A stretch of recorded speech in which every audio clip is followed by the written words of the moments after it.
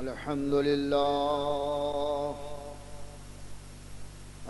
لله نحمده ونستعينه ونستغفره ونؤمن به ونتوكل عليه ونعوذ بالله من شرور أنفسنا ومن سيئات أعمالنا من يهده الله فلا مضل له ومن يضلله فلا هادي له ونشهد أن لا إله إلا الله وحده لا شريك له ونشهد أن سيدنا ومولانا محمدا عبده ورسوله بالهدى ودين الحق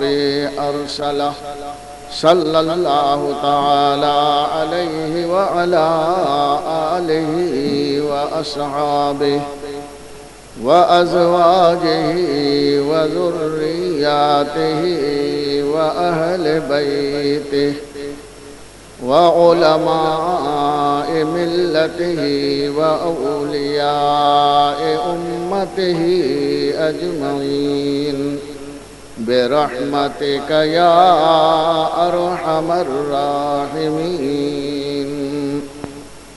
أما بعد فأعوذ بالله من الشيطان الرجيم. بسم الله الرحمن الرحيم. لقد من الله على المؤمنين إذ بعث فيهم رسولا صدق الله مولانا العظيم. إن الله وملائكته يصلون على النبي يا أيها الذين آمنوا صلوا عليه وسلموا تسليما. اللهم صل على سيدنا ومولانا محمد معدن الجود والكرم وآله وأصحابه وبارك وسلم صلاة وسلاما عليك يا رسول الله يا حبيب الله يا نورا من نور الله.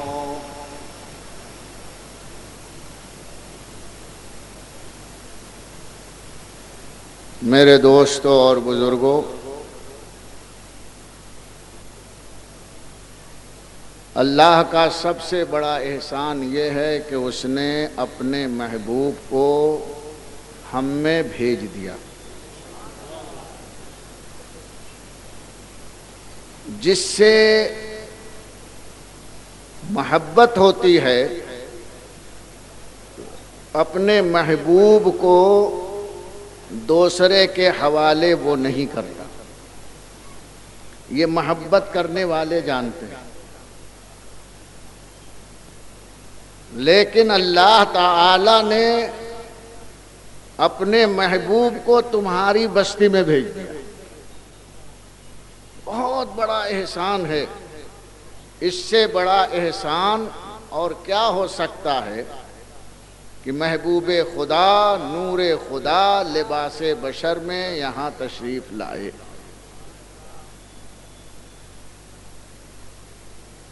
ان کی آمد پر زمین کتنی خوش ہوئی ہوگی، کیونکہ اس زمین پر اللہ کے رسول آئے. اعلی حضرت نے زمین اور آسمان کا مناظرہ ایک جگہ اپنے اشعار میں بیان فرمایا ہے. ایک مرتبہ آسمان نے زمین سے کہا کہ اے زمین میرا مرتبہ تیرے مرتبے سے بلند ہے، اور دلیل یہ دی کہ میرے اوپر عرش اعظم نہیں، آگے آگے مت بولو، میرے اوپر بیت المعمور ہے۔ بیت المعمور فرشتوں کا قبلہ، آپ کا قبلہ کعبہ ہے نا، جب آپ نماز پڑھتے ہیں تو کعبے کی طرف منہ کر کے نماز پڑھ رہے ہیں، بالکل اسی کے سیدھ اللہ نے آسمان میں بیت المعمور بنایا ہے، جو اللہ کی تجلی کا مرکز اور مظہر ہے، اور فرشتے ہمیشہ اس کے گرد طواف کرتے رہتے ہیں، اور نماز جب پڑھتے ہیں تو بیت المعمور کو اپنا قبلہ بناتے ہیں۔ بڑا مقدس گھر ہے۔ آسمان نے کہا کہ میری تقدیر میں بیت المعمور ہے، تو زمین نے کہا کہ میرے پاس حضرت خلیل اللہ کا بنایا ہوا کعبہ ہے۔ اس کا جواب دیا۔ پھر آسمان نے کہا کہ دیکھ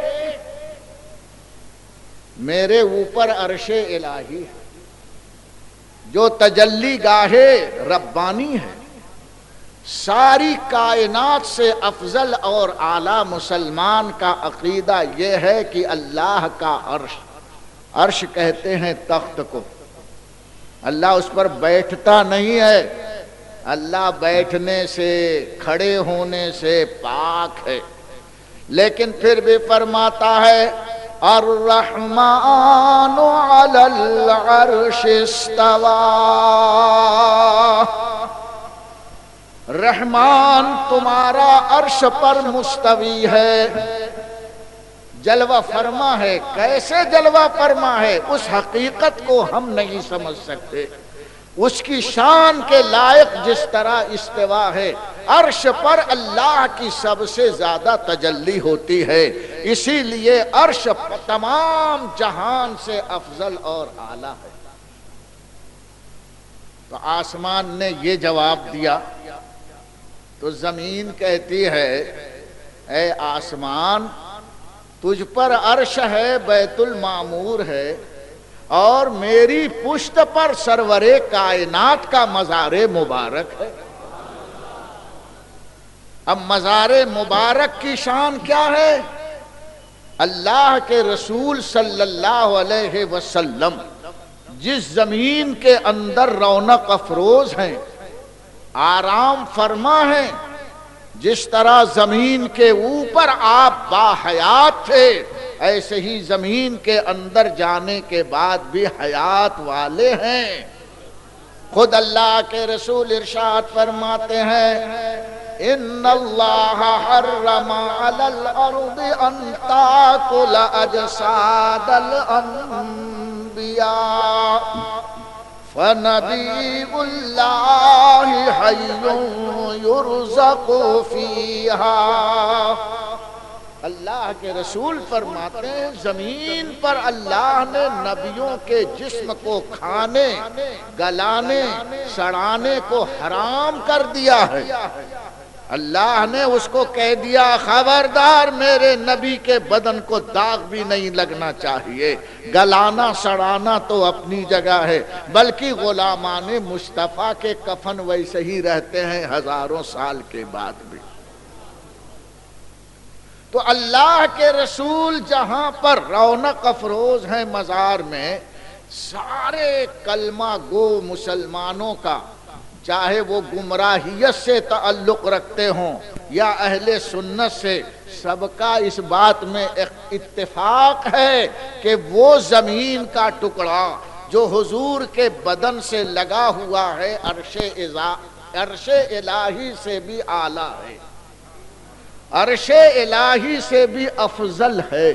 تو زمین نے کہا تیرے اوپر عرش ہے، میرے اوپر عرش پر گزرنے والے مصطفیٰ موجود ہیں۔ عرش وہ ہے کہ نبی اس پر پیر رکھ کر کے کھڑے ہوئے ہیں۔ اعلیٰ حضرت فرماتے ہیں وہی لا مکاں کے مکی ہوئے، سرے عرش تخت نشیں ہوئے، یہ نبی ہیں جن کے ہیں یہ مکان، وہ خدا ہے جس کا مکان نہیں۔ آسمان نے جب زمین کا یہ تانا اور یہ جواب سنا تو فوراً آسمان نے سر جھکا دیا کہ اب اس کا جواب میرے پاس نہیں۔ آسمان نے اس زمین کی عظمت کو تسلیم کر لیا جس زمین پاک پر مصطفیٰ صلی اللہ علیہ وسلم کا جسد مبارک تشریف فرما ہے۔ آسمان نے تسلیم کر لیا، اور زمین کو تو ایک اور خوبی ملی ہے۔ میں نے ایک حدیث مدارج النبوہ میں پڑھی ہے جس کو محدث اور محقق علی الاطلاق حضرت مولانا عبدالحق محدث دہلوی رحمت اللہ علیہ نے تحریر فرمائی ہے۔ ارشاد فرماتے ہیں کہ جب حضور اکرم صلی اللہ تعالی علیہ وسلم معراج سے زمین پر تشریف لائے تو سفر بہت لمبا تھا نا۔ جب آدمی لمبا سفر کرتا ہے تو پسینہ نکلتا ہے۔ حضور فرماتے ہیں کہ جب میں معراج سے زمین پر آیا تو میرے بدن پاک سے ایک قطرہ زمین پر میرا پسینہ ٹپکا۔ حدیث میں ہے، حضور فرماتے ہیں میرا پسینہ زمین پر ٹپکا، اور جیسے ہی پسینہ ٹپکا تو زمین کھلکھلا کر ہنس دی۔ زمین کا نصیبہ تو دیکھو، ہنس پڑی زمین۔ کیسے ہنسی وہ ہم کو نہیں معلوم ہے، مصطفیٰ کو معلوم ہے کیسے ہنسی۔ سب کی ہنسی، سب کی بولی رسول جانتے ہیں۔ تم ہی نہیں ہنستے، تم ہی نہیں روتے، تم ہی نہیں بولتے۔ ارے زمین بھی بولتی ہے، آسمان بھی بولتا ہے، جانور بھی بولتے ہیں، کنکر پتھر بھی بولتے ہیں، لیکن جب نبی بلا دیتے ہیں تو سب بولتے ہیں، اور جب تک حکم نہیں دیتے تو کوئی نہیں بولتا۔ اگر حضور کسی انسان کو بول دے کہ مت بول تو گونگا ہو جائے، اور پتھر کو بولے بول تو بولنے لگے۔ زمین تمہارے ہنسانے سے نہیں ہنستی، اور مصطفیٰ فرماتے ہیں کہ زمین ہنس پڑی، اور جیسے ہی ہنسی تو اس میں سے گلاب کا پھول اگ گیا۔ یہ اللہ کے رسول ارشاد فرماتے ہیں زمین پر میرا پسینہ گرا، زمین ہنسی اور اس میں گلاب کا پھول کھلا۔ سرکار فرماتے ہیں میرے پسینے کی خوشبو گلاب میں ہے۔ اسی لیے علماء گلاب کی پنکھڑیوں کا احترام کرتے ہیں۔ یہ حدیث اگرچہ ضعیف ہے لیکن ہے حدیث، اور فضائل میں حدیث ضعیف بھی قابل قبول ہے۔ لاؤ یہ کیا ہے؟ اچھا لگتا ہے نا؟ اس کی رنگت ہر پھول سے الگ ہے، اس کی خوشبو ہر پھول سے الگ ہے، اس کی نزاکت ہر پھول سے الگ ہے۔ اسی لیے متفقہ طور پر کہا جا رہا ہے کہ گلاب سارے پھولوں کا راجا ہے۔ راجا سردار کو کہتے ہیں، اس لیے کہ اس میں خوشبو شہنشاہ کونین کے پسینے کی ہے۔ سارے نبیوں کے سردار مصطفیٰ، اور جس پھول کو آپ کے پسینے سے نسبت ہو گئی وہ سارے پھولوں کا سردار بن گیا ہے۔ اللہ اکبر۔ تو زمین مہکی ہے، گلاب نکلا ہے، مصطفیٰ کے پسینے کا صدقہ ہے۔ میرا امام اعلیٰ حضرت ارشاد فرماتے ہیں ان کی مہک نے دل کے غنچے کھلا دیے ہیں، جس راہ چل دیے ہیں کوچے بسا دیے ہیں، جس راہ چل دیے ہیں کوچے بسا دیے ہیں۔ ایک اور شعر میں فرماتے ہیں کیا مہکتے ہیں مہکنے والے، کیا مہکتے ہیں مہکنے والے اور بو پہ چلتے ہیں بھٹکنے والے. بو سمجھے؟ باس جس کو کہتے ہیں، گجراتی میں کیا بولتے ہیں؟ باس. نہیں سمجھ میں آیا تو سمجھو گندھ. اب صحیح سمجھ گئے. سگندھ. اچھا سگندھ، معاف کرنا، اس کو کہتے ہیں سگندھ. تو یہ سگندھ ہر طرف پھیلتی تھی. جس راستے سے چلتے تھے لوگ ادھر ادھر مصطفیٰ کو ڈھونڈنے میں بھٹکتے تھے، اور جہاں جس گلی سے خوشبو آئی ادھر ہی چل دیتے تھے اور مصطفیٰ ادھر ہی ملا کرتے تھے. اسی کو اعلیٰ حضرت فرماتے ہیں کیا مہکتے ہیں مہکنے والے، کیا مہکتے ہیں مہکنے والے اور بو پہ چلتے ہیں بھٹکنے والے. ان کی مہک نے دل کے غنچے کھلا دیے ہیں، جس راہ چل دیے ہیں کوچے بسا دیے ہیں. حضرت انس ابن مالک رضی اللہ تعالی عنہ ارشاد فرماتے ہیں کہ ایک دن میں نے حضور سے مصافحہ کیا تو حضور نے خوش ہو کر کے میرے سر پر اپنا دست گرامی پھیرا، اور جب دست گرامی پھیرا تو مجھے ایسا محسوس ہو رہا تھا کہ مشک، جس کو کستوری کہتے ہیں، کستوری کے ڈبے سے سرکار نے اپنا ہاتھ ابھی نکالا. اتنی خوشبو ہاتھ میں تھی جناب مصطفیٰ کے، ہاتھ میں خوشبو، پسینے میں خوشبو. حضرت سلیم رضی اللہ تعالی عنہا، حضرت انس کی والدہ ماجدہ فرماتی ہیں کہ ایک دن حضور دوپہر میں میرے گھر آرام فرما رہے تھے، گرمی بہت تھی. میں نے دیکھا کہ حضور کے بدن سے موتیوں کے جیسے پسینہ رواں دواں ہے. میں ایک شیشی لائی اور ایک لکڑی لے کر آئی، اور آہستہ آہستہ وہ پسینہ جو بہہ رہا تھا اس لکڑی کے سہارے میں نے شیشی میں جمع کیا. حضور کی آنکھیں کھل گئیں، مسکرائے اور فرماتے ام سلیم کیا کر رہی ہو؟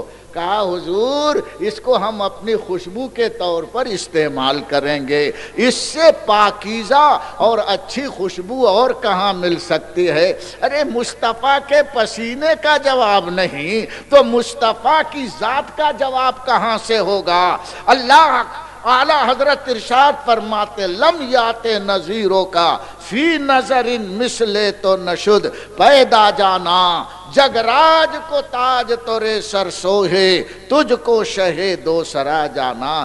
ایسا مہکنے مہکانے والا رسول تم میں تشریف لایا، جس کا پسینہ خوشبو اور جس کا قدم ناز دلوں کے سکون کا ذریعہ، جس کی آنکھ اٹھے تو روتا مچلتا ہوا مسکرا دے. امام احمد رضا فرماتے ہیں جس طرف اٹھ گئی دم میں دم آ گیا. رسول کی نگاہ جدھر اٹھی تو بے چین کو دم آ گیا، جس طرف اٹھ گئی دم میں دم آ گیا. اس نگاہ عنایت پہ لاکھوں سلام، اس نگاہ عنایت پہ لاکھوں سلام. جب لاکھوں سلام پڑھا جاتا ہے تو بہت سے لوگ جلتے ہیں، بولتے ایک ہی ساتھ لاکھوں سلام. کچھ لوگوں سے سنا میں نے، خاص طور سے یہ دیوبندی طاہر غیابی کہتا ہے مولانا احمد رضا شارٹ کٹ چلتے ہیں اور ایک سلام میں لاکھوں بول دیتے ہیں، تو کیا لاکھوں سلام پہنچتا ہے؟ ابے تو کیا جانے. دلائل الخیرات شریف اٹھا کر دیکھ، الفا مرہ مرہ کہا گیا، لاکھوں لاکھ ہزاروں ہزار سلام، ہر ایک ہی مرتبہ نہیں. سید سلیمان جزولی نے ایک جگہ نہیں کئی کئی جگہ ایسے درود نقل کیے ہیں جس میں لاکھ، جس میں کروڑ اور جس میں ہزار کا ذکر ہے. بلکہ وہ تو کہتے ہیں کائنات میں جتنی چیزیں ہیں اے اللہ ان چیزوں کے عدد کے برابر مصطفیٰ پر سلام بھیج. سنی کا سلام ایک مرتبہ میں کروڑوں لاکھوں ہو جاتا ہے، جب وہابیوں نے اعتراض کیا کہ لاکھوں سلام، تو اعلیٰ حضرت نے کروڑوں کا، کعبے کے بدر الدجا تم پہ کروڑوں درود، طیبہ کے شمس الدہا تم پہ کروڑوں درود۔ ہم چپ ہو گئے کہ ابھی کروڑ بول رہے ہیں، اگر ہم کروڑ پر اعتراض کریں تو کہیں عرب مہا عرب شنکھ مہا شنکھ نہ کہیں، تو بولے چپ رہنے میں بھی ہماری عافیت ہے، لیکن کہیں تم کو عافیت نہیں ملے گی، نہ یہاں ملی، نہ مناظرے میں ملی، نہ ادھر ملی، نہ ادھر ملی، ادھر والے رہ کر کے رہ گئے۔ میرے مصطفیٰ کو، رسول کو اللہ تعالیٰ نے ایسا با کمال بنایا، ایسا با کمال بنایا۔ ابھی آپ نے شعر سنا، وہ کمال حسن حضور ہے، حضور کے حسن کا وہ کمال ہے، وہ کمال حسن حضور ہے کہ گمان نقص جہاں نہیں، نقص نہیں ہے کہ گمان نقص جہاں نہیں، ایسا حسن کہ جہاں کسی کمی کا ہونا تو درکنار، وہاں کسی کمی کا گمان بھی نہیں ہو سکتا۔ کمی ہے ایسی بات نہیں، فرماتے ہیں کسی کمی کا وہاں گمان اور وہم بھی نہیں ہو سکتا۔ ایسا کمال ہے حضور کے حسن میں، وہ کمال حسن حضور ہے کہ گمان نقص جہاں نہیں۔ یہی پھول ہے، یہی پھول خار سے دور ہے، یہی شمع ہے کہ دھواں نہیں۔ پھول کتنا حسین ہے لیکن کانٹا اللہ نے لگا دیا، ایک خرابی اس میں آ گئی نا۔ شمع موم بتی بہت اچھی لگتی ہے، جلتی ہے تو اندھیرے کو دور کرتی ہے، لیکن اللہ نے اس میں دھواں لگا دیا، دھواں ہے۔ اور یہ شمع رسالت وہ ہے کہ دھواں آئے تو روشن بن جائے، ارے اندھیرا آئے تو کہکشاں بن جائے۔ جناب مصطفیٰ کی شان یہ ہے، عظیم نبی ہے، وہ کمال حسن حضور ہے کہ گمان نقص جہاں نہیں، یہی پھول خار سے دور ہے اور یہی شمع ہے کہ دھواں نہیں۔ چاند خوبصورت ہے نا،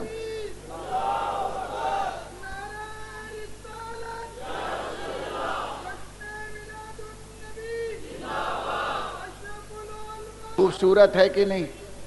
چاند کو غور سے دیکھنا، اس میں ایک بڑھیا اماں بیٹھی رہتی ہے، دیکھا ہے آپ نے؟ نہیں دیکھا ہے؟ ارے آج تک چاند ہی نہیں دیکھا ہے آپ لوگوں نے، پہلے ہی چاند دیکھتے ہیں، 14ویں رات کا چاند۔ ہر شاعر جب اپنے محبوب کے چہرے کو حسن و زیبائش میں اعلیٰ کمال سے تشبیہ دینا چاہتا ہے تو وہ بولتا ہے کہ میرا محبوب چاند جیسا ہے، لیکن چاند سے غور سے دیکھو تو داغ دھبا اس میں نظر آئے گا، اس کے چہرے میں بھی جھائیں نظر آئے گی، اور ایک بڑھیا ماں ایسے جیسے بیٹھی ہے، وہ کبھی وہاں سے ٹلتی ہی نہیں ہے۔ چاند اتنا حسین، لیکن چہرے پر اللہ نے داغ دھبا لگا دیا۔ اور میرے مصطفیٰ کا چہرہ وہ چہرہ ہے کہ اگر داغ دھبے والا آئے تو دل کے داغ دھبے مصطفیٰ کا نور اس کو دور فرما کر ایمان سے معمور فرما دیا۔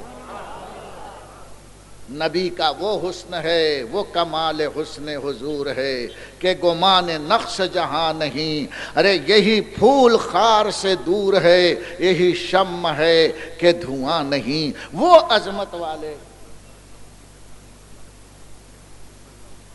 اچھا مجھے نہیں معلوم کہاں سے چاند سے مولانا بول رہے ہیں کہ 29 کا چاند لائے تھے کھینچ کر، اس کے منہ میں بھی نکیل ڈال دیا، جیسے سمجھتے ہیں کہ گھر کا بکرا ہے۔ جب چاہتے ہیں چاند کھینچ کھانچ کر کے لاتے ہیں، لیکن دوستو یاد رکھنا یہ کھچاؤ پٹھے جتنے ہیں ان کے کھینچ کھانچ کو مت دیکھو، مصطفیٰ کی شریعت پر نگاہ رکھو۔ آمنہ کے چاند نے دنیا کے دلوں کو روشن کیا ہے. یہ کلمہ پڑھ کر ابھی تک اندھیرے میں بکٹی گھوم رہے ہیں، ان کو راستہ نہیں ملا. اسی لیے تو ترجمہ کرتے ہیں اہدنا الصراط المستقیم، اے اللہ ہمیں سیدھا راستہ دیکھا.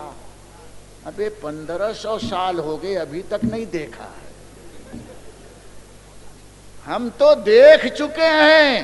اب ہم یہ کہتے ہیں یا رسول اللہ صلی اللہ علیہ وسلم، آپ کے ذریعے جو ہم کو قرآن ملا ہے ہم نے راستہ آپ کے صدقے میں دیکھ لیا ہے. اب اے مولا دکھا دیا رسول نے تیری یہ عنایت، اب ہمیں صراط مستقیم پر چلا. راستہ دیکھ رہا کھڑا ہے تو پہنچے گا اسٹیشن تک. بولے دیکھا. مولانا غلام مصطفیٰ نے کہا یہ اسٹیشن جا رہا، پھر بولتا دیکھا. ابے دوسرا آیا مولانا سید امین میاں صاحب دھاریا آئے، انہوں نے اپنی دھار بتائی یہ راستہ آئے تو بولتے دیکھا. ارے اتنے لوگ دکھا چکے پھر بول رہا دیکھا دیکھا. 1400 سال سے حضرت رسول کریم نے دکھایا، صدیق اکبر نے دکھایا، عمر فاروق نے دکھایا، مولائے کائنات نے دکھایا، امام اعظم نے دکھایا، امام شافعی نے دکھایا، غوث پاک نے دکھایا. ارے ہندوستان میں خواجہ صاحب نے دکھایا، صابر کلیری نے دکھایا، خواجہ دانا نے دکھایا، خواجہ دیدار نے دیدار کرا دیا.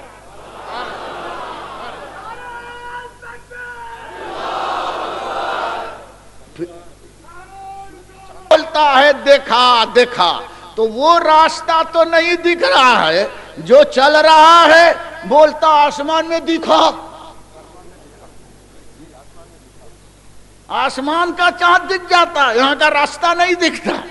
اور بولتا دیکھا دیکھا. تو سوچو جو ابھی تک اسلام کا راستہ نہیں دیکھ سکا وہ چاند کیا دیکھے گا. وہ کہیں سے ادھر ادھر سے دیکھ لیا ہوگا. کبھی کبھی جو بخشوچ جو ہوتا ہے اس کو ایسے دیکھتا ہے تو معلوم ہوتا ہے کہ چاند. بولے وہ چاند وہ چاند. ابے تیری آنکھ بخشوچ ہے.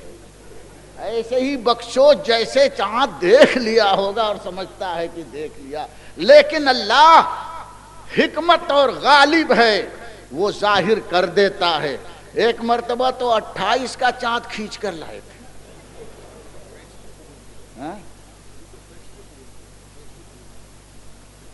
یہ کبھی یہ بوگس ہیں، اس سے فوکس ان کے پاس آتا ہے، فیکس آتا ہے اور یہ اسے قبول کرتے ہیں. بہرحال چاند کے معاملے میں بہت کیئرفل رہو. مدینے کے چاند نے طریقہ بتا دیا ہے کہ آسمان کا چاند کیسے دیکھیں، اور ارشاد فرمایا فَإِنْ غُمَّ عَلَيْكُمْ فَتَكْمِلُوا الْعِدَّةَ. اے لوگو مصطفیٰ کا فرمان سنو کہ اگر بدلی ہو، غبار ہو، دو باتیں سننا، بدلی ہو غبار ہو تو اس وقت تمہیں نظر نہ آئے تو 30 کی گنتی پوری کر لو. اور ورنہ اگر عادل ثقہ گواہ مل جائیں تو اعلان کرو. ثقہ سمجھے؟ پرہیزگار. ثقہ کہوں تو نہیں سمجھ گے، اس کا ترجمہ ہے پرہیزگار لوگ. ایسے نہیں اٹک مٹک والے آئے، گاڑی رکھنے کے بجائے اتنی تو رکھ رہے کھجی. اور سب سے بڑا یہ کہ اندر ہی گڑبڑ ہے، ایمپلیفائر صحیح نہیں ہے تو کیا اس کی آواز ہم لیں گے بھائی. پہلے عقیدہ درست کرو جب شہادت لیں گے. بہرحال یہ موضوع کبھی آئے گا تو میں بیان کروں گا. آسمان کا چاند دیکھ لیتے ہیں اور زمین کی عظمت سے ناواقف ہیں. میرے دوستو روزہ عید یہ اللہ کی عبادت ہے، اسے برباد مت کرو، جلدی مت کرو. شیر خورما ٹھنڈا نہیں ہو رہا ہے، جلدی پکاؤ جلدی پکاؤ.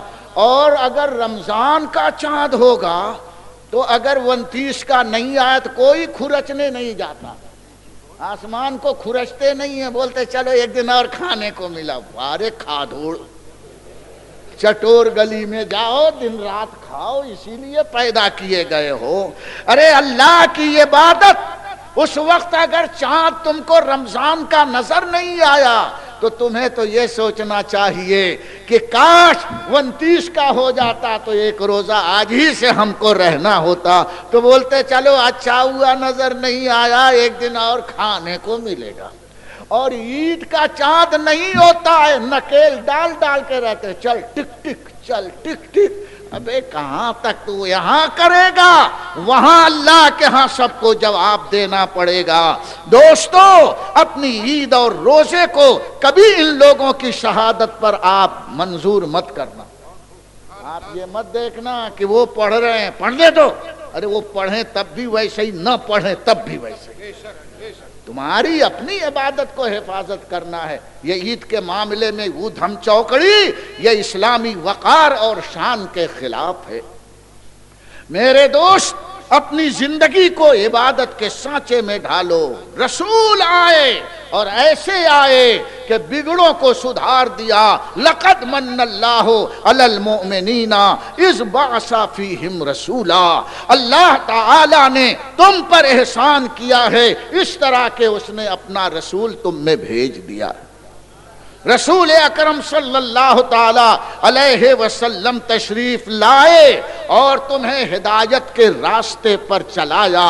ان کی عظمت، ان کی محبت کو اپنے کلیجے میں لگا رکھو، اور جو ان کی عظمت کی طرف تمہیں جوڑتا ہے اس کا دامن تھام لو، اس کا مسلک اختیار کر لو، تمہاری زندگی کامیاب تر ہو جائے گی.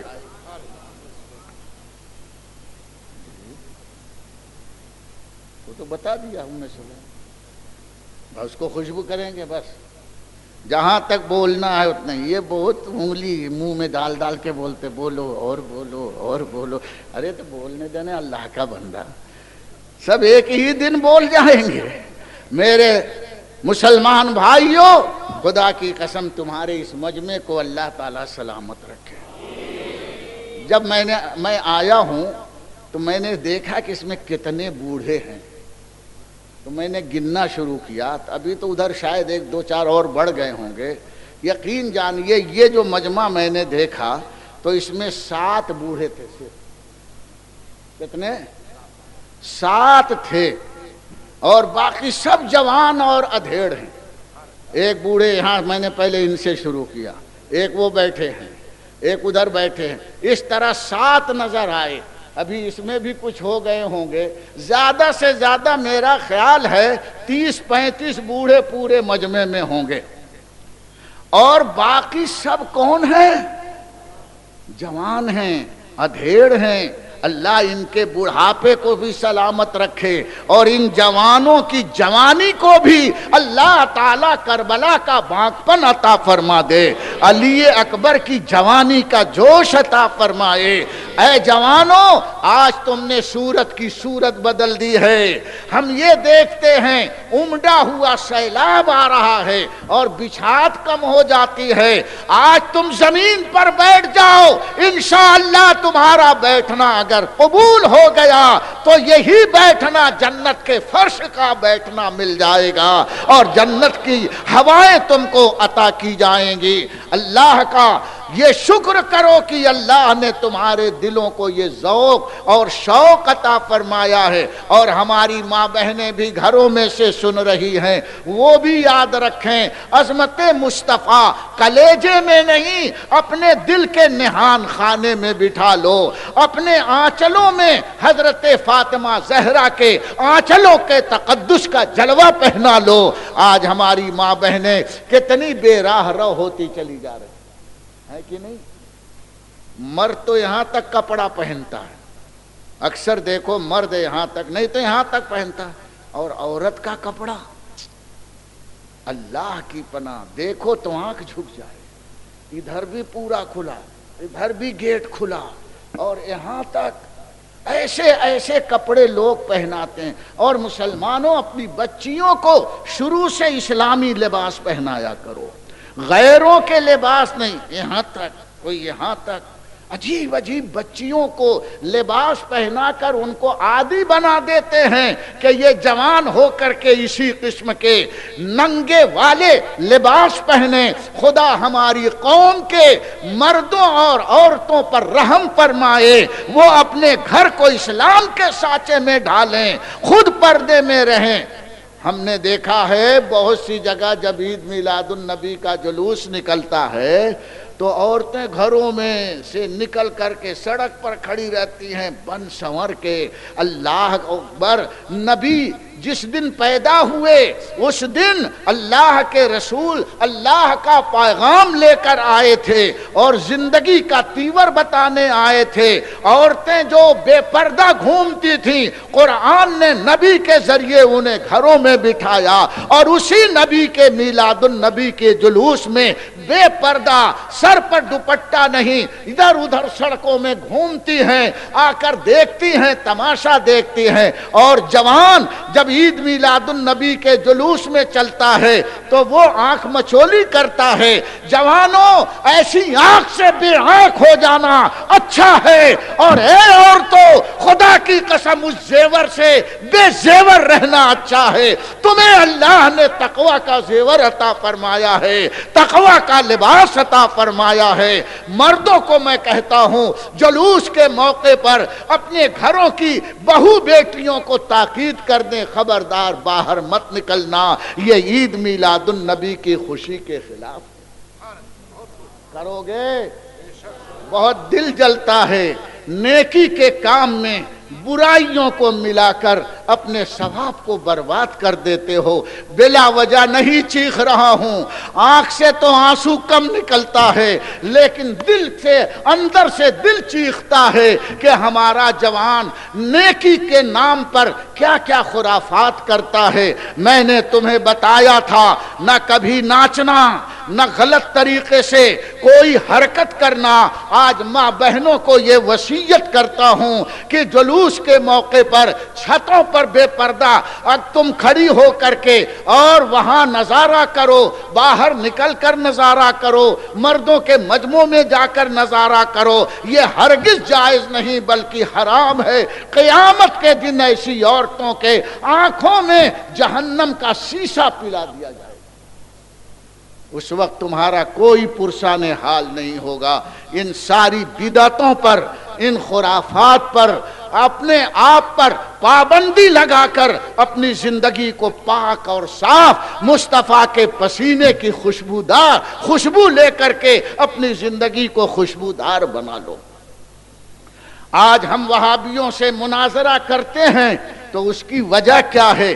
بہت سے یہ خرافات ہیں کہ یہ دشمن آج ہم سے لڑتا ہے اور ہمیں اس کے سامنے جواب دہ ہونا پڑتا ہے. خدا کے لیے اہل سنت جماعت کو بدنام مت کرو اور اس کی وقار کو بلند کرنے کے لیے سنت کے سانچے میں جوانوں، بوڑھوں، مردوں، عورتوں اپنے آپ کو ڈھالو.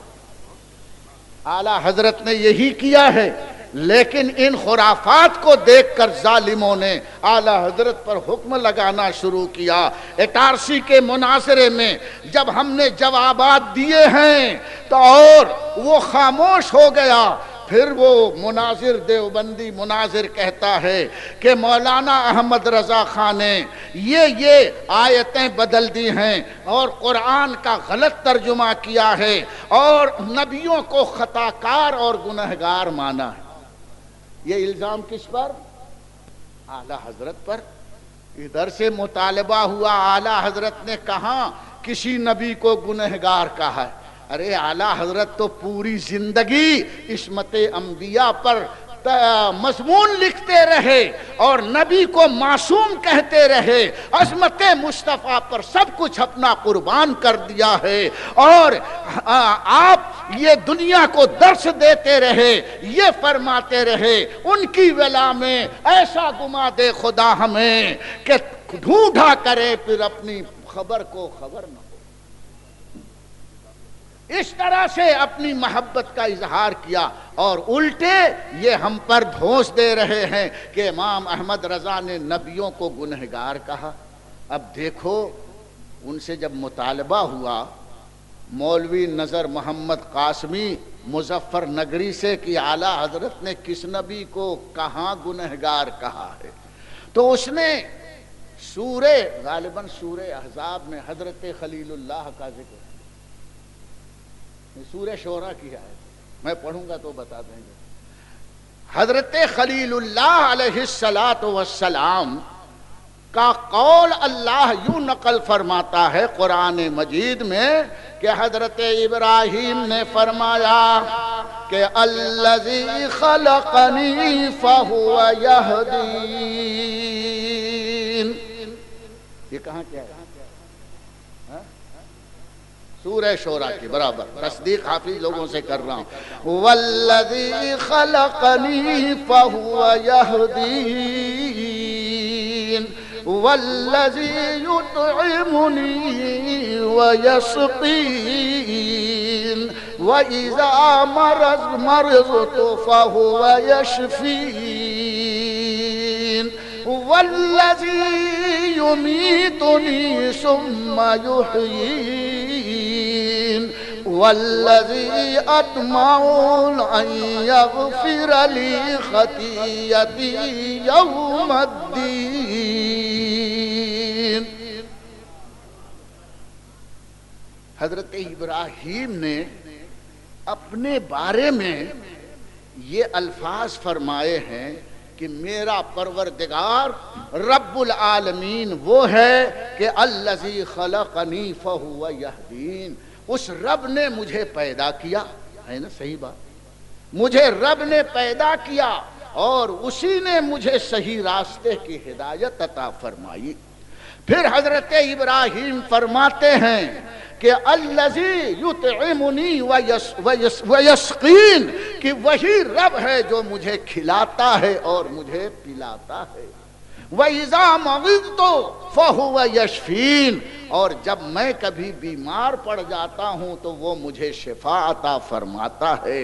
پھر فرماتے ہیں کہ الذی یمیتنی ثم یحیین، اور وہی پروردگار ایک دن مجھے موت عطا فرمائے گا اور پھر قیامت کے قریب مجھے زندگی عطا فرمائے گا۔ پھر آگے فرماتے ہیں کہ الذی اطمع ان یغفر لی یوم الدین، اور مجھے آس لگی ہے، اعلیٰ حضرت کا ترجمہ بتا رہا ہوں، مجھے آس لگی ہے کہ میرا پروردگار میری خطاؤں کو قیامت میں معاف فرمائے گا۔ بس یہ آیت پڑھی اس نے کہ دیکھو حضرت ابراہیم کو کہتے ہیں کہ خطا کار تھے۔ ہم نے بھی وہ آیت سورہ شورا کی ہے نا، فوراً سورہ شورا نکال کر میں نے وہ آیت دیکھی۔ یہ آیت ہے کہ اللہ کے خلیل حضرت ابراہیم فرماتے ہیں کہ الذی اطمع ان یغفر لی خطیئتی یوم الدین، مجھے امید ہے، مجھے آس ہے کہ میرا رب میری خطاؤں کو قیامت کے دن معاف فرمائے گا۔ یہ اعلیٰ حضرت نے ترجمہ کیا ہے۔ اب اس پر دیکھیے ذرا دھاندلی، وہ دھاندلی کیا کرتا ہے پہلے مجھے آپ لوگوں کو سمجھانا پڑے گا۔ دیکھو ایک ہے واحد اور ایک ہے جمع، غور سے سن رہے ہیں نا، بور تو نہیں ہو رہے ہیں۔ واحد انگریزی میں جس کو کہتے ہیں سنگولر، سنگل، اور آپ کی گجراتی میں کیا کہتے ہیں؟ ایکلو، ایکڑو، یعنی اکلوتا ہے، ایکڑو۔ اور جب دو یا دو سے زیادہ ہو جائیں تو عربی میں اس کو جمع کہتے ہیں، اور آپ کے گجراتی میں بہووچن، ہاں یہ صحیح ہوگا، بہو ادھارے تو نہیں ہوگا، بہووچن، ایکڑو اور بہووچن۔ اب تو سمجھ گئے؟ وہ اعتراض کرتا ہے کہ اللہ نے یہاں پر ایکڑو فرمایا، خطیئتی میری خطا، اور مولانا احمد رضا نے بہووچن کا ترجمہ کر دیا ہے، میری خطاؤں کو۔ اب وہاں چلایا کیا حضرت ابراہیم کی انگنت خطا تھی مولانا احمد رضا خان کے ہاں کہ انہوں نے واحد کا ترجمہ جمع کر دیا، اور جمع کرنا ایک کے بجائے، ایکڑوں کے بجائے بہو وچن کہنا، یہ حضرت ابراہیم کو بہت زیادہ گنہگار بتانا ہے، اور جو نبی کو گنہگار بتائے وہ کافر۔ واہ بادشاہ بڑا سمجھتا تھا کہ تیر نہیں توپ چلایا، توپ چند اپنے کو سمجھتا تھا۔ فوراً ہم نے تفسیر کی کتابیں اٹھائی اور مولانا اشرف علی صاحب کے ترجمے کو دیکھا۔ اب غور سے سننا، ہم نے اس کا جواب دیا، ہمارے مناظر نے جواب دیا۔ تفسیر خازن، تفسیر کبیر، تفسیر ساوی، تفسیر روح البیان، تفسیر روح المعانی، 5 تفسیریں ہمارے پاس تھیں۔ سورہ شعراء کی یہ آیت نکالی۔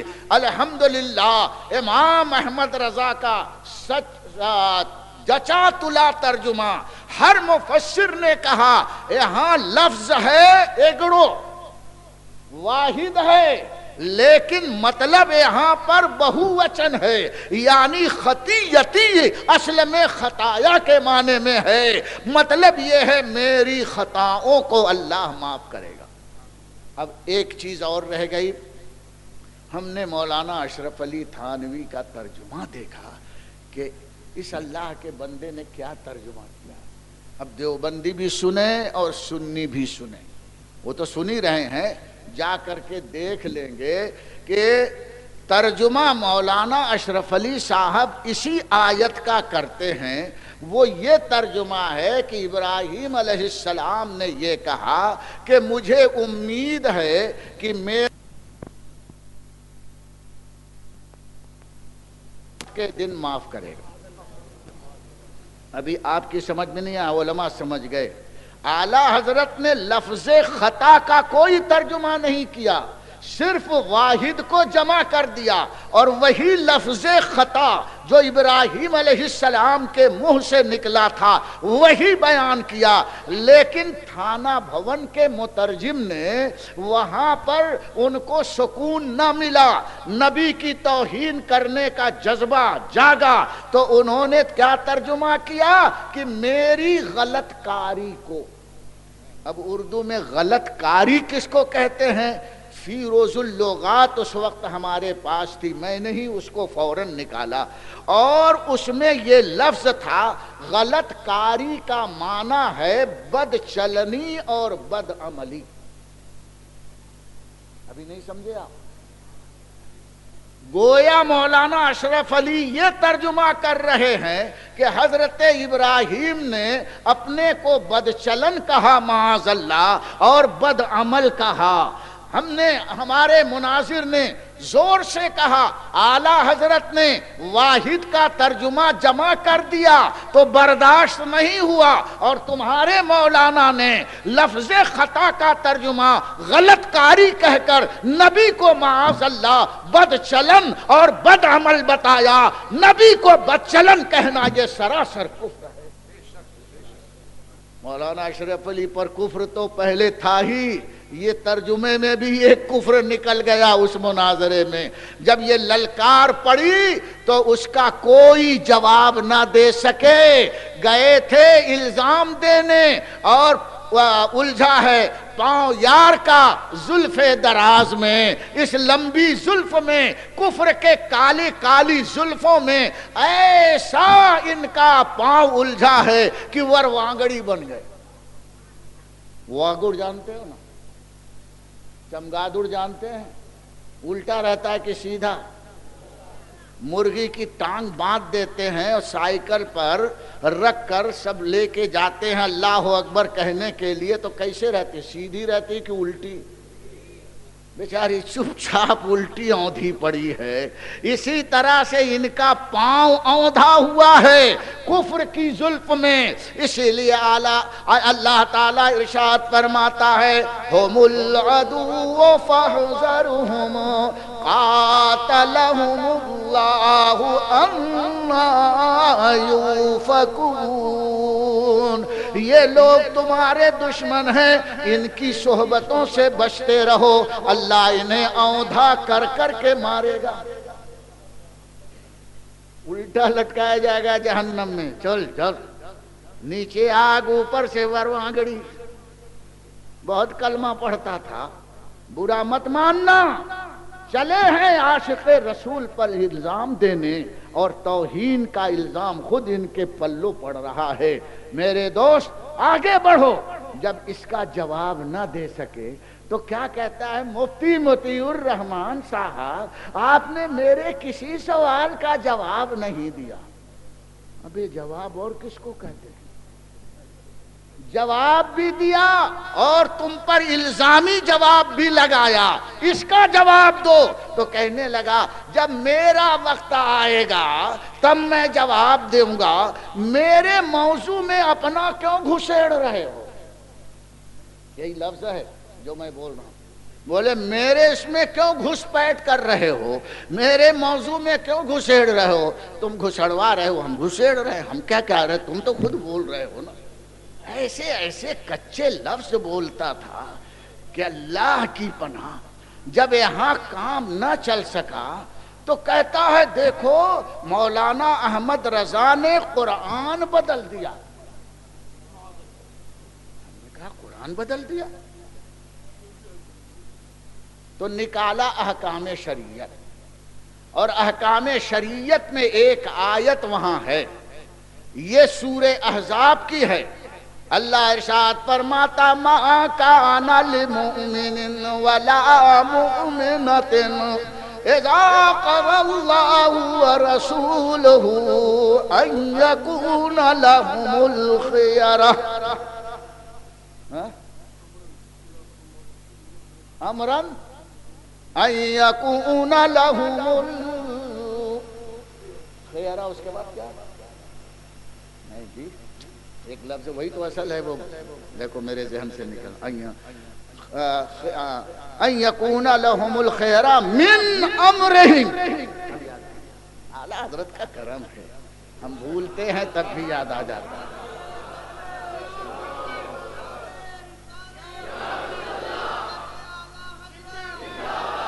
اصل میں حافظ نہیں ہوں، اس لیے ان لوگوں سے سہارا لینا پڑتا ہے۔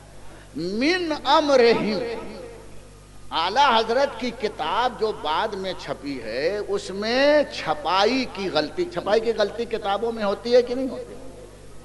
تو اس میں من امرہم کی جگہ من انفسہم چھپا ہوا ہے۔ وہ کتاب احکام شریعت نکال کے کہتا دیکھو تمہاری اعلیٰ حضرت نے من امرہم کی جگہ من انفسہم لکھ دیا، قرآن مجید کو بدل دیا، اور قرآن مجید کو بدلنے والا کافر۔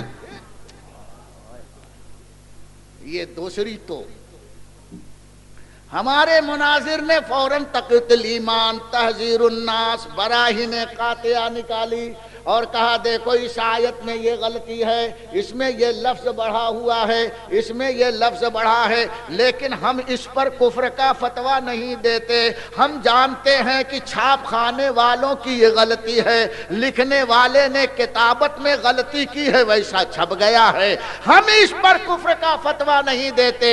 ہم اتنے ایماندار ہیں کہ کتابت کی غلطی کو پریس کے ذمے ڈالتے ہیں، مصنف کے ذمے نہیں ڈالتے۔ اعلیٰ حضرت کی کتاب میں اگر ایک لفظ ادھر سے ادھر لکھ دیا گیا، یہ اعلیٰ حضرت پر اس کا حکم نہیں لگے گا، اس لیے کہ دوسری کتابیں اٹھا کر دیکھو۔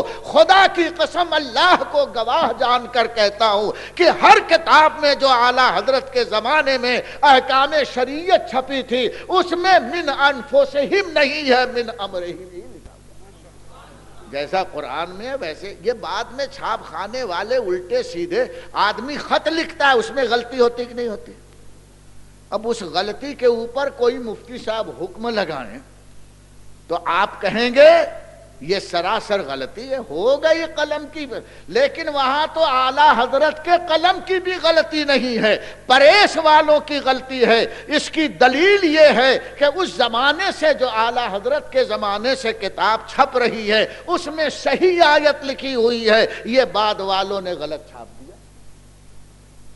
جب یہ للکار پڑی ہے تو جو آیتیں ہم نے بتائی تھیں ان آیتوں کے سلسلے میں کوئی جواب نہیں، سب ہضم۔ کہا مفتی مطیع الرحمان صاحب آپ میرے سوال کا جواب نہیں دے رہے، جواب اور کون سا ہے؟ آپ کیسٹ دیکھیں گے تو آپ کو کھلم کھلا دھاندلی نظر آئے گی، اسی طرح کی دھاندلی ایک کے بعد دو کے بعد تین، ہر ایک کا الحمدللہ حق پرستوں کی طرف سے جواب ملتا رہا۔ اور سب سے بڑی بات یہ ہے انکار نہیں کر سکتے، اس لیے کہ سب ویڈیو کیسٹ میں بند ہے۔ تم انکار کرو گے تو یہ بتا دے گا دیکھو یہ تمہارا کہنا ہے، یہ تمہارا کہنا ہے، یہ تمہارا کہنا ہے، بھاگو گے کہاں؟ ایک ایسا مناظرہ تاریخی ہوا ہے کہ حال میں ہوا ہے لیکن وہ بے حال ہو گئے تھے۔ یا اللہ بہت ٹائم ہو گیا، تو میں یہ عرض کر رہا ہوں کہ ان کی دلیلوں اور مس گائیڈ پر مت آؤ۔ یہ دنیا کو سنیوں کو اسی طرح بہکاتے ہیں، دیکھو اعلیٰ حضرت نے ایسا لکھ دیا ہے، اعلیٰ حضرت، یہ بیچارے کچھ جانتے نہیں ہیں تو ان کے دماغ میں بھی کیڑے ہلنے لگتے ہیں کہ اعلیٰ حضرت نے ایسا لکھ دیا۔ قرآن ایک طرف رکھیں گے اور کتاب ایک طرف رکھیں گے، ہم یہ سب کام نہیں کرتے، ہم تو وہ کام کرتے ہیں کہ آج تک انہوں نے اس کا جواب تک نہیں دیا ہے۔ ہمارے مناظر نے کہا سن لو جو فہرست تم نے کہا ہے اس کا ہم انکار کرتے ہیں، وہ ہماری نہیں ہے، اور جہاں جہاں تم نے جو بات کہی ہے غلط بات کہی ہے ہر ایک کو ہم نے بتایا لیکن تم اس کو ماننے کے لیے تیار نہیں۔ ہمارے مناظر نے بڑے شان سے کہا ہے کہ جس طرح ہم انکار کرتے ہیں کہ یہ اعلیٰ حضرت نے نہیں لکھا، یہ اعلیٰ حضرت کی نہیں ہے، یہ کتاب اعلیٰ حضرت کی نہیں ہے، ڈنکے کی چوٹ پر ہم کہتے ہیں تم میں بھی اگر دم خم ہے تو یہ کہہ دو تقیۃ الایمان اسماعیل دہلوی کی نہیں ہے، تحذیر الناس یہ مولوی قاسم نانوتوی کی نہیں ہے، حفظ الایمان مولانا اشرف علی تھانوی صاحب کی نہیں ہے، براہین قاطعہ یہ خلیل احمد امبیٹوی صاحب کی نہیں ہے۔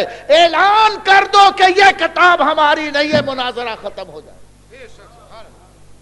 بار بار چیلنج کیا گیا ہے کہ جو چیز اعلیٰ حضرت کی نہیں ہے ہم نے کھلم کھلا کہہ دیا یہ چیز اعلیٰ حضرت کی نہیں ہے۔ دیانت اور ایمانداری یہی ہے نا، لیکن یہ تو کہتے ہیں ہمارے مولانا کیا، ہمارے مولانا کیا۔ ابھی تو جو اس میں کفر لکھا ہے وہ کتابت کی غلطی نہیں ہے، اتنی لمبی لمبی عبارت ہے جس میں حضور کے علم کو جانوروں اور پاگلوں جیسا کہا ہے۔ حضور کے علم کو کیا کہا ہے؟ کسی نے پوچھا مولانا اشرف علی صاحب سے کہ حضور کو عالم الغیب کہنا جائز ہے کہ نہیں، یعنی حضور کو علم غیب ہے کہ نہیں، تو اب اس کا جواب دیتے ہیں۔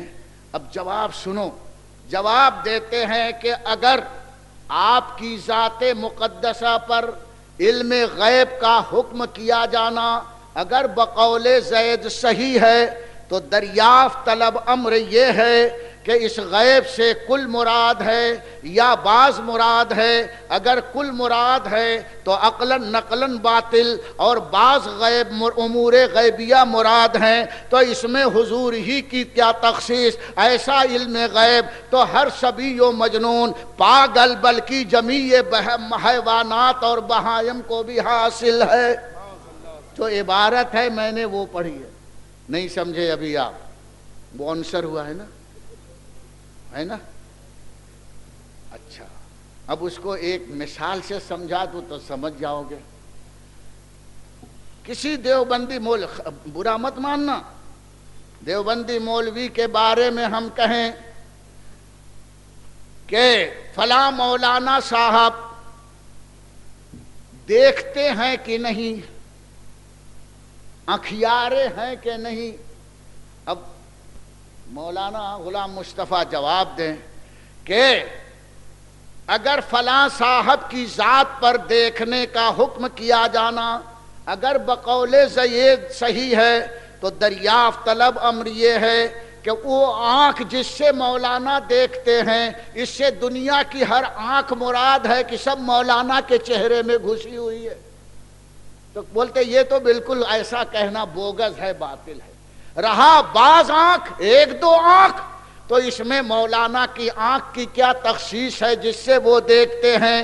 ایسی آنکھ تو کتے کو بھی ہے، بلی کو بھی ہے، چھچھودر کو بھی ہے، اور فلانے فلانے کو ہے۔ تو بولو مولانا کی توہین ہے کہ تعریف ہے؟ آنکھ جس سے دیکھتا ہے اس میں مولانا کی خصوصیت نہیں ہے۔ ایسی آنکھ تو کتے کے پاس بھی ہے، ایسی آنکھ تو سور کے پاس بھی ہے جس سے وہ چیزوں کو دیکھتا ہے۔ اس میں مولانا کے دیکھنے کی کیا تخصیص ہے؟ کوئی خصوصیت اور مہتوپورن نہیں ہے میرے دوست، اس میں سراسر گستاخی ہے۔ یہ تو عام انسان کی بات ہے۔ وہاں پوچھا گیا تھا کہ حضور کو علم غیب ہے کہ نہیں، مولانا کو سیدھے سیدھے جواب یہ دینا تھا، ہے تو ہے، نہیں ہے تو نہیں۔ کیا فرماتے ہیں؟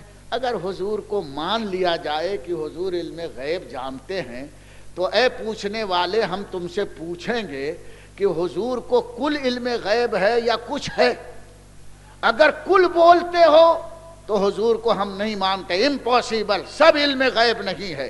اب رہا کچھ تھوڑا بہت حضور کو علم غیب ہے، تو اس میں حضور کی کیا تخصیص ہے؟ ایسا علم غیب تو بچے کو بھی ہے، ایسا علم غیب تو پاگل کو بھی ہے، ایسا علم غیب تو تمام جانوروں کو ہے، ایسا علم تمام چوپاؤں کو ہے۔ کیسا علم؟ جیسے حضور کو جو علم ہے جتنا بھی ہے، ویسا علم بچے کو بھی ہے، دیوانے کو بھی ہے، پاگل کو بھی ہے، چوپاؤں کو ہے۔ اٹھا کر دیکھ لو حفظ الایمان، یہ کتابت کی چھپائی کی غلطی نہیں ہے، یہ قلم کی آوارگی ہے اور ذہن کی بدعقیدگی ہے کہ مصطفیٰ کے علم کو جانوروں کے علم سے تشبیہ دی ہے۔ اسی پر امام احمد رضا نے گرفت کی تھی اور کہا یہ کفر ہے، اور علماء عرب و عجم نے سب نے کفر کا فتویٰ امام احمد رضا کی تصدیق کر دی ہے۔ آج تک وہ اس کا جواب نہیں دے سکے کہ جو کچھ مولانا اشرف علی صاحب نے لکھا ہے وہ غلط ہے، ہم اس سے بیزار ہیں۔ اگر یہ لوگ اعلان کر دے تو ہمارا کوئی مناظرہ ہی نہیں ہے، لیکن آج تک کسی کی یہ ہمت نہیں ہے۔ ان کے ایک بڑے بھاری مولانا گزرے ہیں، مولانا عامر عثمانی، دیوبند کے رہنے والے، وہی کے فارغ ہیں۔ وہ ایک تجلی میگزین نکالتے تھے۔ جب مولانا ارشد القادری صاحب رحمۃ اللہ علیہ نے زلزلہ کتاب لکھی ہے تو عامر عثمانی نے اس کتاب کو پڑھ کر اپنی تجلی میں اس پر تبصرہ کیا۔ تبصرہ کیا کہتے ہیں گجراتی میں؟ انواد ورن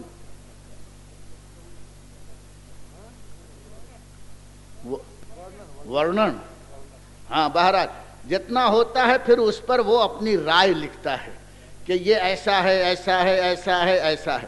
تو اس نے ورنن جو کیا ہے اس میں آخر میں لکھا ہے کہ ہم لوگ جو دیوبندی فرقے کے ہیں، ان تمام مولانا ارشد القادری کے اعتراض سے چھٹکارا حاصل کرنے کے لیے ہمارے سامنے ایک ہی راستہ ہے کہ یہ تمام کتابیں کسی چوراہے پر رکھ کر اس کو آگ لگا دی جائے اور انکار کر دیا جائے کہ یہ ہماری کتاب نہیں ہے، تبھی ہماری گردن کی یہ اعتراض کی رسی نکلے گی۔ اس نے بڑی صفائی کے ساتھ سب کو مشورہ دیا ہے، لیکن آج تک چھپ رہی ہے، لکھا جا رہا ہے، بتایا جا رہا ہے۔ ہمارے مناظر نے یہی جواب دیا ہے، تم بول دو کہ یہ کتاب ہماری نہیں ہے، ہم تم سے کوئی مناظرہ نہیں کریں گے۔ آخر تک وہ اس کا جواب نہ دے سکا۔ اعلی حضرت کے کتاب میں چھاپ خانے کی غلطی نکال کر کفر کا فتویٰ دیا جا رہا ہے۔ جو کتاب اعلی حضرت کی نہیں ہے، اعلی حضرت کی بتائی جا رہی ہے۔ انشاءاللہ اس سلسلے میں اور تفصیلی گفتگو ہوگی۔ مناظرے کی حالت یہ تھی کہ جتنے ہم نے اعتراض کیے جواب دیے، الحمدللہ علم داں طبقہ جب اسے دیکھے گا تو ضرور اقرار کرے گا کہ ہم چلائے نہیں اور چلانا ہم کو نہیں آتا ہے، اعلیٰ حضرت کے علم کا فیض ہے کہ ہم عالمانہ گفتگو کرتے ہیں اور جو سوال ہوتا ہے اس کا معقول جواب دیتے ہیں۔ آج تک یہی ہوتا رہا اور ہوتا رہے گا۔ ایسے ایسے یہ لوگ منہ پھٹ ہیں۔ میں چھوٹا تھا اس وقت ایک مناظرہ ہوا، مولانا منظور نعمانی علماء دیوبند کے بہت بڑے مناظر گزرے ہیں، اور ہماری طرف سے شیر بیشہ اہل سنت حضرت مولانا حشمت علی صاحب خلیفہ اعلیٰ حضرت۔ اعظم گڑھ میں ایک چھوٹا سا گاؤں ہے جس کا نام ہے ادری، وہاں پر یہ مناظرہ تھا۔ اعظم گڑھ گھوسی کے پاس ایک ادری ہے، اسٹیشن کا نام اندارہ ہے، وہاں پر یہ مناظرہ ہوا۔ جب مناظرہ شروع ہوا تو حضرت مولانا حشمت علی صاحب رحمۃ اللہ علیہ نے ارشاد فرمایا کہ اے مولوی منظور صاحب، مناظرہ بعد میں ہوگا، پہلے آپ اپنے آپ کو مسلمان ثابت کر لو کہ میں مسلمان ہوں، پہلے اپنا اسلام ثابت کرو۔ تو اپنا اسلام ثابت کرتے کہ دیکھیے میں ایمان لایا، ایسا ہے، اچھا جواب ہوتا ہے نا، لیکن جواب کیا دیا؟ اجی کہتے ہوئے شرم آتی ہے۔ جواب کیا دیا مولانا حشمت علی صاحب؟ میں اپنا اسلام اپنی مسلمانی سے ثابت کر دوں گا، ایسے ہی اشارہ۔ سمجھے مسلمانی؟ سمجھے کہ نہیں؟ ابھی بچوں کی ہوتی ہے ختنہ نا، تو بولے میں تو اپنی مسلمانی دکھا کر کے مسلمان اپنا اسلام ثابت کر دوں گا کہ میں مسلمان۔ ایسا منہ پھٹ جواب، ساری پبلک ہنسنے لگی۔ دوسرا مناظر ہوتا تو شرمندہ ہو جاتا۔ مولانا حشمت علی صاحب شیر اہل سنت تھے، فوراً مسکرا کر فرماتے ہیں مولوی منظور، اپنا اسلام تو اپنی مسلمانی اور ختنے سے ثابت کرو گے، اور اپنی اماں کا؟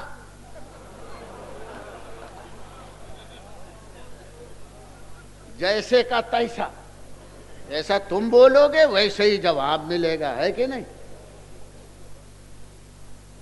ابھی کٹیہار کے مناظرے کے بعد طاہر صاحب گیا سے ناگپور آئے اور دھواں دھار تقریر کی، یہ بھگایا، وہ توپ چلایا، یہ تیر چلایا، مجیب اشرف مجھ سے بہار میں مناظرے کے لیے گیا، میں مہاراشٹر میں ناگپور آیا ہوں، بلاؤ میں مناظرہ کروں گا، ایسا کروں گا، ویسا کروں گا۔ میں اس وقت وراول میں تھا، فوراً فون گیا کہ حضرت وہ چیلنج دے رہا ہے۔ میں نے کہا فوراً رقعہ بھیج دو میری طرف سے کہ تمہارا مناظرہ قبول ہے، چیلنج قبول ہے۔ جیسے ہی گیا ہے ہماری طرف سے تو کہنے لگا میں نے یہ چیلنج ہی نہیں دیا۔ ارے اتنا جھوٹ مسجد میں؟ بولا میں نے چیلنج نہیں کیا ہے۔ بات ختم ہو گئی۔ اس میں ایک تقریر میں کیا کہا، یہ مولوی مجیب اشرف مفتی بنتا ہے، یہ جتنے بریلوی مفتی ہیں سب بے محنت سے پیدا ہوئے۔ بولو کتنا برا لفظ ہے۔ ہم نے کیا اس کا بگاڑا تھا؟ ہم نے کم گئے تھے ان کے گھر محنت کرنے؟ گئے ہوتے تو بولتے ہیں بریلوی مفتی، ان کے بولنے میں بھی ذرا بھی بھان نہیں ہے۔ کہتے ہیں یہ سب بے محنت سے پیدا ہوئے۔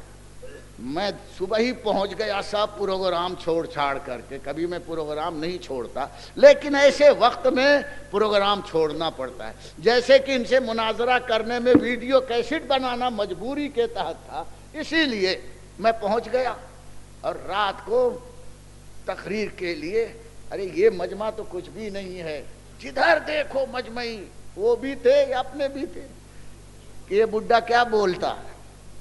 اور جب میں بولنے پر آتا ہوں تو پھر چھوڑتا نہیں، چھیڑتا نہیں، اور جب چھڑ جاتی ہے تو چھوڑتا نہیں۔ اور پہلے ہی سے میں نے یہیں سے شروع کیا۔ اس نے پہلا لفظ یہی کہا تھا کہ بریلوی مفتی بے محنت کے پیدا ہوتے ہیں۔ تو میں نے ایک علمی گفتگو کی کہ کہ دیکھو ایک کلام ہوتا ہے، ایک بات ہوتی ہے، پھر اس کا ایک الٹ مطلب بھی ہوتا ہے. میں نہیں کھاؤں گا تو مطلب کیا ہے؟ میں روٹی نہیں کھاؤں گا تو اس کا مطلب یہ ہے کہ چاول نہیں کھاؤں گا. چاول کھاؤں گا، انگور کھاؤں گا، سیب کھاؤں گا، ہوتا ہے نا. میں بولا نہیں لیکن بولنے کے مولانا تم کو نہیں ماروں گا، مطلب یہ ہے کہ کسی اور کی پٹائی کر سکتا ہوں. یہ تو نہیں کہ اب کسی کو نہیں ماروں گا. بات سمجھ گئے نا؟ تو انہوں نے یہ کہا تھا کہ بریلوی مفتی بے محنت سے پیدا ہوئے، اب اس کا الٹو تو دیوبندی مفتی محنت سے پیدا ہوئے، یہی تو مطلب ہوگا. ابھی سمجھے کہ نہیں سمجھے؟ الٹا ہوا کہ نہیں؟ اس کا آدمی بولتا نہیں لیکن جو بولتا ہے اس میں یہ مطلب چھپا ہوا رہتا ہے. بریلوی مفتی بے محنت سے پیدا ہوئے، دیوبندی مفتی، یہ یاد رکھنا، بریلوی مفتی بے محنت، دیوبندی مفتی محنت. اب محنت اور بے محنت کو سمجھانا تھا کہ محنت اور بے محنت کس کو کہتے ہیں. اب اسی انداز سے میں یہ بتا رہا ہوں کہ جواب ہم کو دینا پڑتا، ورنہ ہم ایسی بات نہیں کرتے. میں نے کہا ایک لوٹا پانی رکھا ہے، آپ جائیں گے اس کو اٹھا لیں گے، اس میں محنت لگی آپ کی. جو عادت ہوتی ہے نارملی جس کام کو آدمی کرتا ہے اپنی فطرت کے مطابق اس کو محنت نہیں کہتے ہیں. آپ ایک گلاس پانی اٹھا لے، بولے بڑی محنت لگی، تو بولیں گے کیسا یہ نالائق آدمی ہے، گلاس کے پانی اٹھانے میں یہ تو عام طور سے بچے اٹھا لیتے ہیں، آدمی اٹھاتا ہے، یہ تو ہوتا ہی ہے، یہ عادت ہے، نیچر ہے، فطرت ہے، سب اس کام کو کرتے ہیں. اس کو کہتے ہیں بے محنت. اور ایک ڈرام پانی بھر دو تو اب میں ایک آدمی سے بولوں اٹھا، بولے گا مجھ سے نہیں اٹھے گا، بہت محنت لگے گی. تو بھی آ، تو بھی آ، تو بھی آ.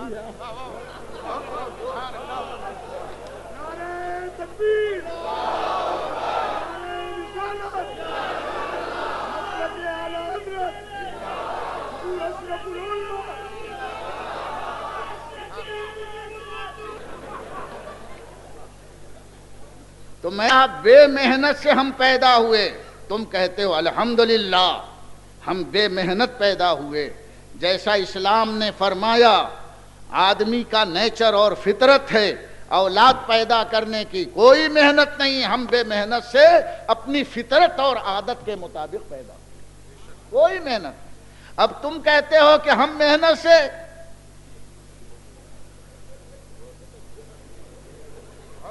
تو ہم نہیں بتائیں گے، وہ تو وہ تمہارے گھر کے لوگ بتائیں گے کہ کتنے آدمی کی محنت ہے.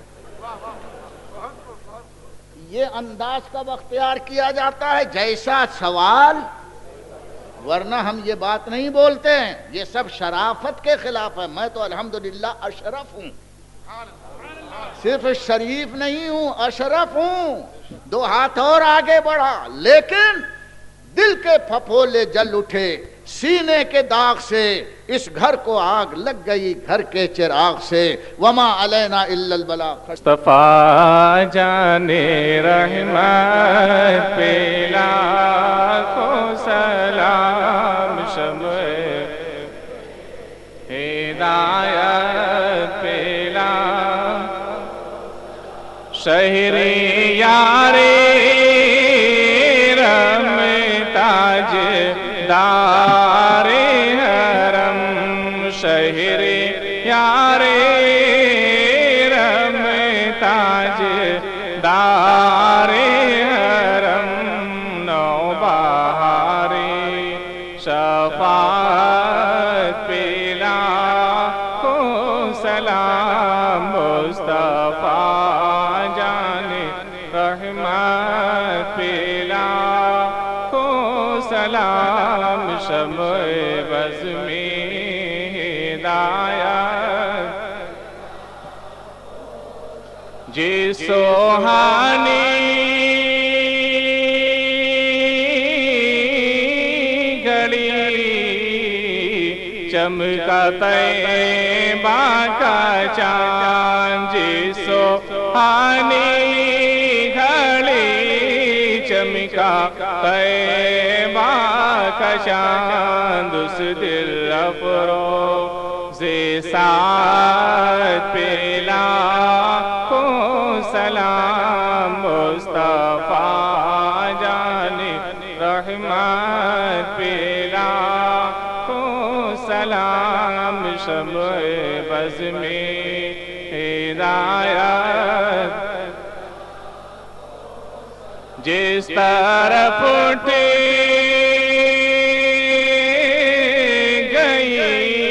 گئی دم دم آ گیا جس طرف اٹھ گئی دم دم آ گیا اس نگاہیں عنایت پہ لاکھوں سلام مصطفیٰ جان رحمت پہ لاکھوں سلام شمع بز میں ہدایت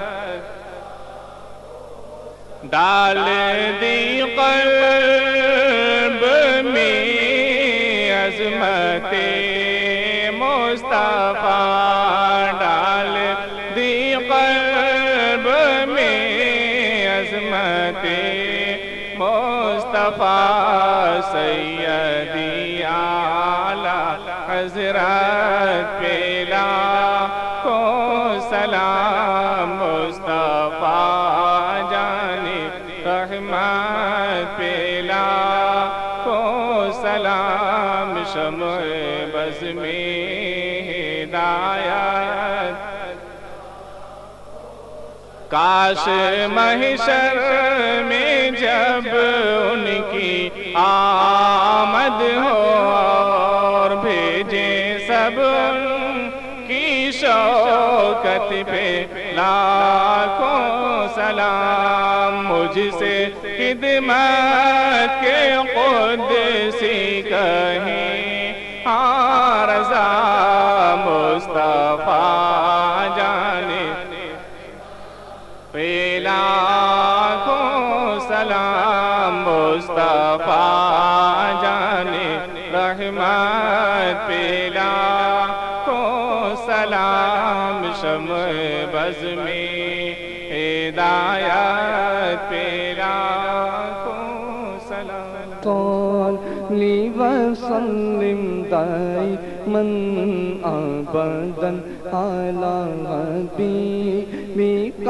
خیر الخلق کلہم مولاي صلی وسلم دائما ابدا علی حبیبک خیر خوش روی اچھی لگی نا سلوری اچھی لگی خوش روی اچھی لگی نا سلوری اچھی لگی ہم فقیروں کو مدینے کی گلی اچھی لگی ہم فقیروں کو مدینے کی گلی اچھی لگی ناز کر تو اے حلیمہ سرور کونین پر گھر لگی اچھی تو تیری جھوپڑی اچھی لگی جن کو کرنا ہو شہنشاہ ہو کی تعریفیں کرے مجھ کو آقا بس تمہاری نعت ہی اچھی لگی مولا یا صلی وسلم دائما ابدا علی حبیبک خیر الخلق کلہم صبح طیبہ میں ہوئی بٹتا ہے باڑا نور کا صدقہ لینے نور کا آیا ہے تارا نور کا، بازوی کے چاند کا، مجرا ہے سجدہ نور کا، بارہ برزوں سے جھکا ایک ایک ستارہ نور کا، تاج والے دیکھ کر تیرا امامہ نور کا، سر جھکاتے ہیں الہی بول بالا نور کا، مولا یا صلی وسلم دائما ابدا علی حبیب۔ حبیب پاک صلی اللہ علیہ وسلم کے صدقے میں ہماری مجلس کو قبول فرما لے یا اللہ، سب کو مسلک اعلیٰ حضرت پر ثابت قدم رکھ، وہابیوں دیوبندیوں کے مس گائیڈ سے ہم سب کو بچا لے یا اللہ، صراط مستقیم مسلک اعلیٰ حضرت پر ہم سب کو ثابت قدم رکھ مولا۔ جو لوگ بیمار ہیں انہیں شفا عطا فرما یا اللہ، بالخصوص جناب اسماعیل بھائی ہوٹل والے رانی تالاب سخت بیمار ہیں، عزیزم محمد شعیب 6 سالہ بچہ بہت سیریس ہے، دل سے دعا کرو اللہ ان سب کے لیے پروردگار عالم صحت و سلامتی کا پیغام بھیج دے، اپنے حبیب پاک صلی اللہ علیہ وسلم کے صدقہ و طفیل میں انہیں صحت و عافیت عطا فرما، اور جو لوگ دنیا سے رخصت ہو گئے ہیں سب کو مولا سب کی مغفرت فرما دے، بالخصوص مرحوم صابر بھائی ہاسوٹی اللہ تعالیٰ ان کی مغفرت فرمائے، اور ہمارے مجمع میں جتنے لوگ ہیں ان کے اہل خانہ جو ایمان کے ساتھ رخصت ہوئے ہیں یا اللہ سب کی مغفرت فرما، سب کی مغفرت فرما، سب کی قبر کو رحمت و نور سے بھر دے مولا، ان تمام بھائیوں کے خالی ہاتھوں کو گوہر مراد سے بھر دے یا رحمتوں سے یا اللہ انہیں مالا مال فرما دے، بے روزگاروں کو اچھی روزی عطا فرما، روزگار والوں کی تجارتوں میں برکتیں عطا فرما، اور جب ہم دنیا سے جائیں تو زبانوں پر جاری ہو لا الہ الا اللہ محمد رسول اللہ وصلی اللہ تعالی علی خیر خلقہ سیدنا و مولانا محمد و آلہ و اصحابہ اجمعین۔